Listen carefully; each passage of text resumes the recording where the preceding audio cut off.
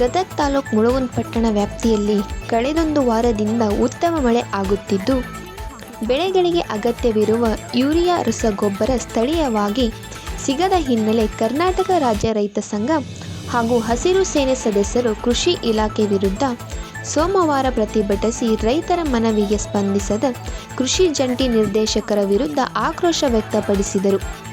ಹೆಸರು, ಗೋವಿನ ಜೋಳ, ಶೇಂಗಾ ಬೆಳೆಗಳ ರಕ್ಷಣೆಗೆ ಯೂರಿಯಾ ರಸಗೊಬ್ಬರ ಸ್ಥಳೀಯ ಆಗ್ರೋ ಕೇಂದ್ರಗಳು ಹಾಗೂ ಸೊಸೈಟಿಯಲ್ಲಿ ಲಭ್ಯವಾಗುತ್ತಿಲ್ಲ. ಬೇರೆ ಗ್ರಾಮಗಳಲ್ಲಿ ಹೆಚ್ಚಿನ ದರ ಕೊಟ್ಟು ಯೂರಿಯಾ ತರುವ ಸ್ಥಿತಿ ಪಟ್ಟಣದ ರೈತರಿಗೆ ಒದಗಿದೆ.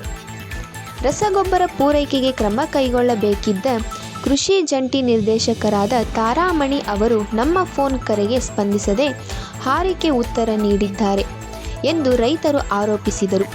ನಂತರ ಸ್ಥಳಕ್ಕೆ ಬಂದ ತಹಶೀಲ್ದಾರ್ ಶ್ರೀನಿವಾಸ ಮೂರ್ತಿ ಕುಲಕರ್ಣಿ ಮಾತನಾಡಿ, ಈ ಕುರಿತು ಜಿಲ್ಲಾಧಿಕಾರಿಗಳ ಗಮನಕ್ಕೆ ತಂದು ರೈತರಿಗೆ ನ್ಯಾಯ ಒದಗಿಸುವ ಭರವಸೆ ನೀಡಿ ರೈತರ ಮನವೊಲಿಸಿದರು. ನಂತರ ರೈತರು ಪ್ರತಿಭಟನೆ ಹಿಂದಕ್ಕೆ ಪಡೆದು ಅವರಿಗೆ ಮನವಿ ಸಲ್ಲಿಸಿದರು.